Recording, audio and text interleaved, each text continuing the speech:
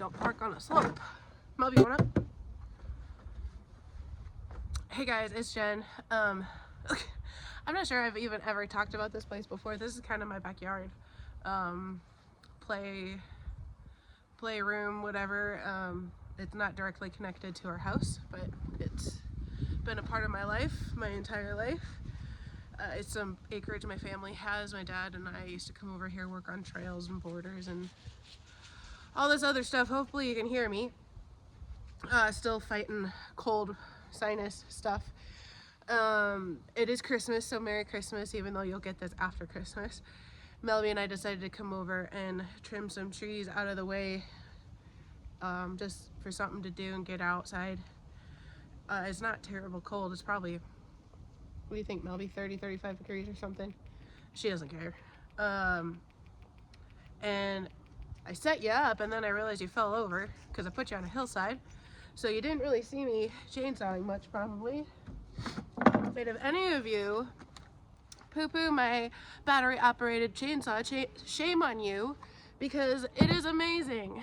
It has cut through so many things, you have no idea. Like, I probably should get a second battery just to keep stuff charged up. I was working on something a few days ago and the battery didn't last the entire tree. It was a pretty big tree.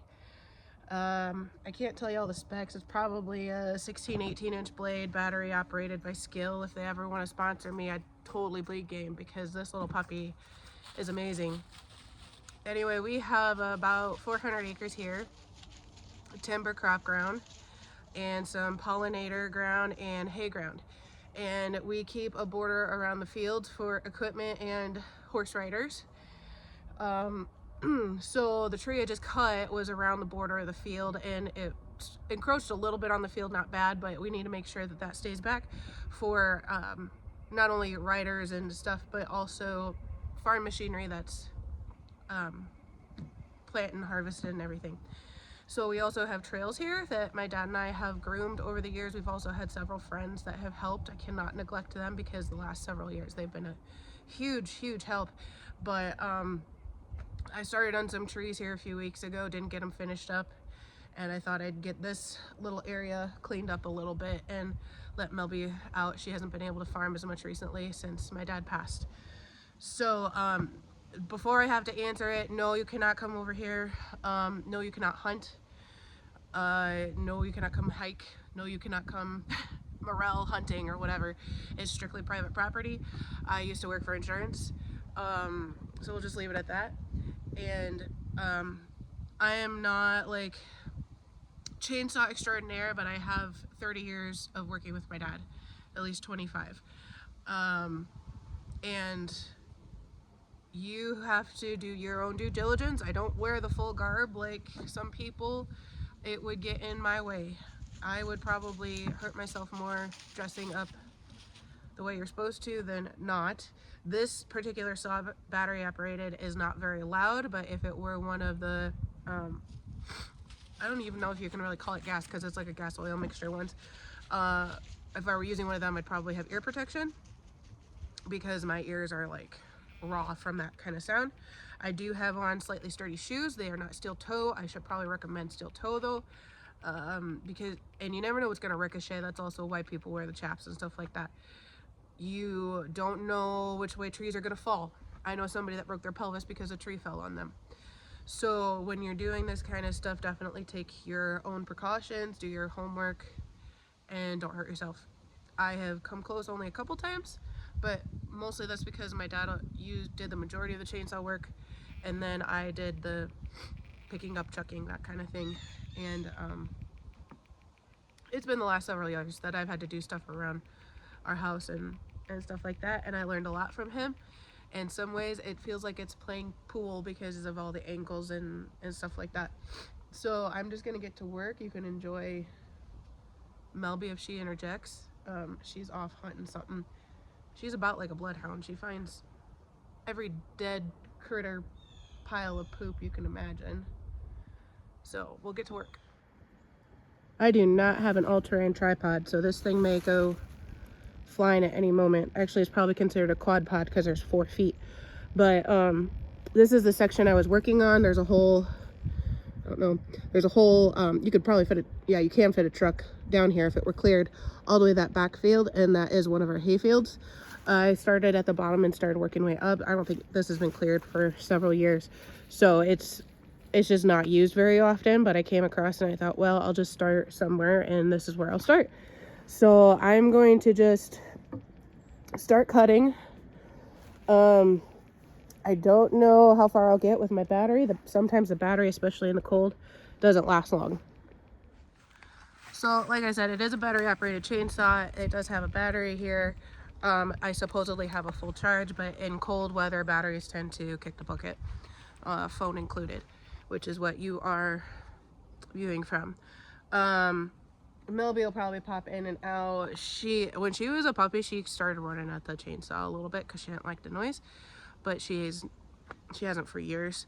But she does her own thing. She doesn't run away very far. If she does, I don't have much whistle power today, but the horn on the Ranger brings her coming like lightning. Not every dog would do that, but our dogs have always just been great little dogs, at least the Aussies, and she's my best friend, man. So this mess, like I said, I'm not a professional. I'm not gonna do a lot of instructional stuff, but when you look at it, like I see this tree here is bowed, oh, that way. That's bowed over from the mess. It does look dead. Everything else I think is dead, but I just kind of start cutting, and then I'll start moving things out of my way as I go. There's a log here on the ground that I might actually keep for erosion things when the horses start going. It looks like it's been here for forever. If we brought the batwing down here, it would probably get the batwing, or the batwing would get it, but I'm not going to worry about that right now. And I'll start cutting. If I get hurt, call 911.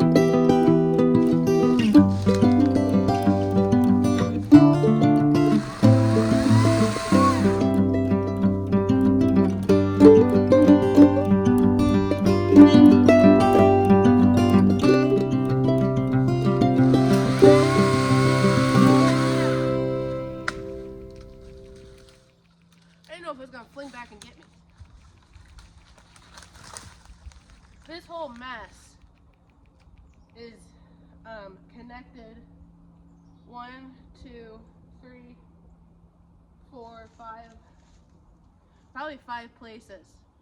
And if I hit the wrong thing at the wrong time, something's gonna fling back at me. Or it's just all gonna, fall down and go boom.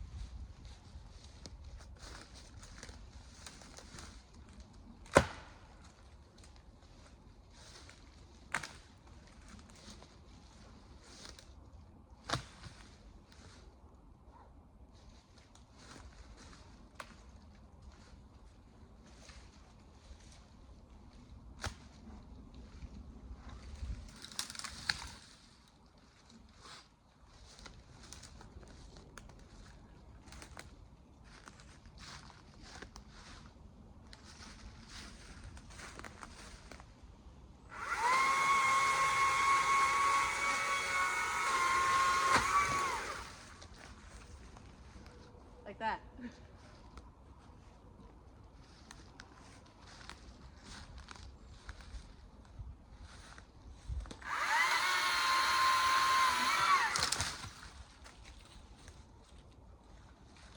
Hopefully my mom doesn't watch this.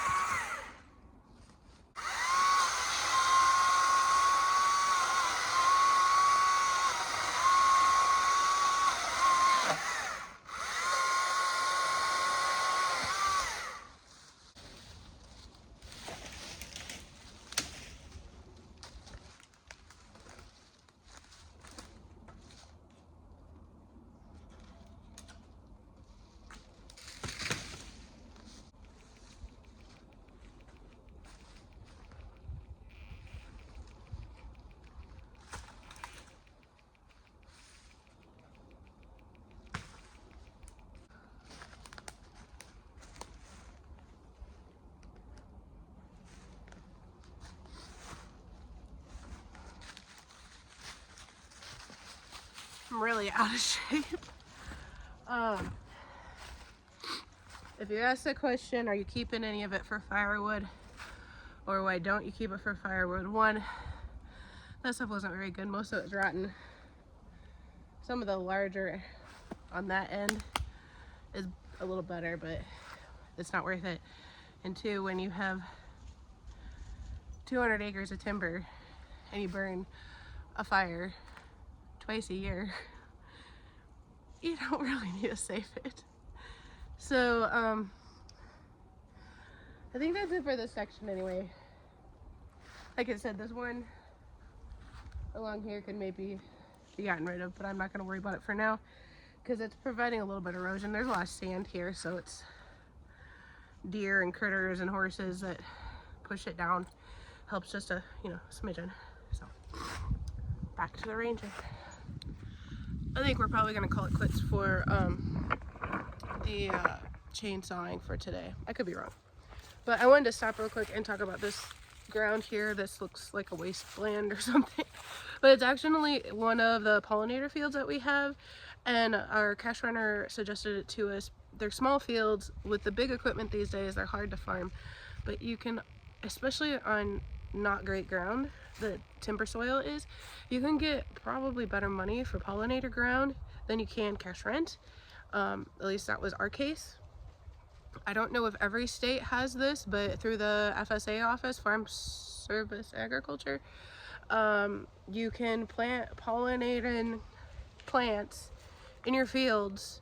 I'm sure they survey it to decide how many acres it is, and then you get money from FSA, government grants, whatever it is, in place of your cash rent for planting the pollinator stuff. They have this special mix that you have to buy the seed and plant the seed, but it's probably cheaper than your seed corn, seed soybeans and stuff these days, because that is insanely expensive.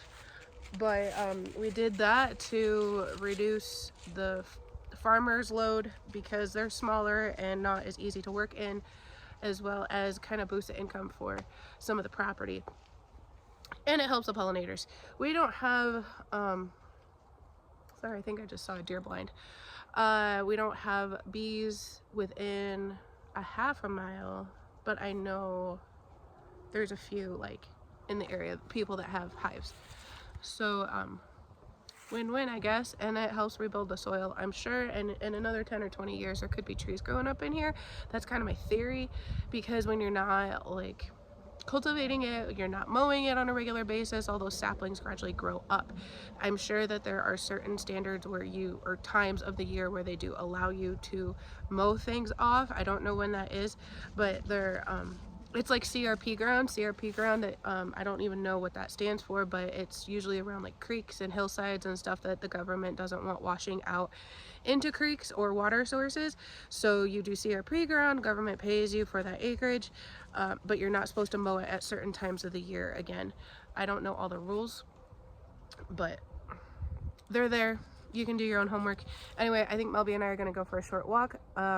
I do see some logs that are down, but I'm not sure that they are ones that I could tackle even with a regular chainsaw. I'd probably need help because they look rather large.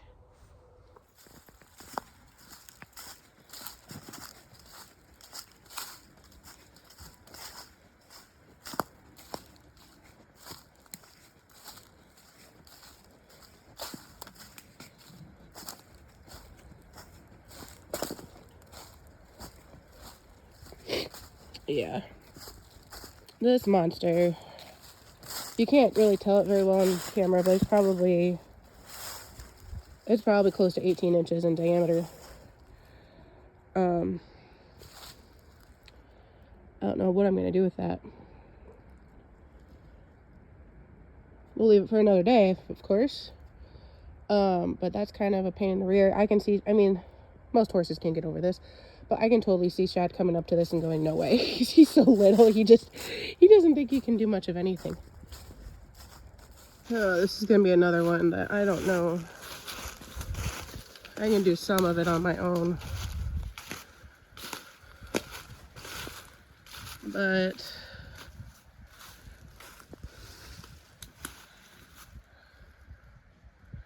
it's not resting too bad there. It's definitely resting there.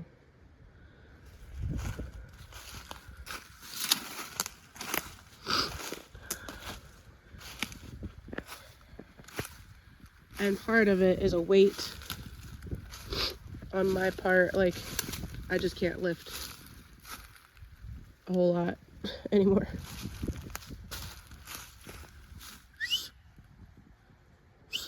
Come on.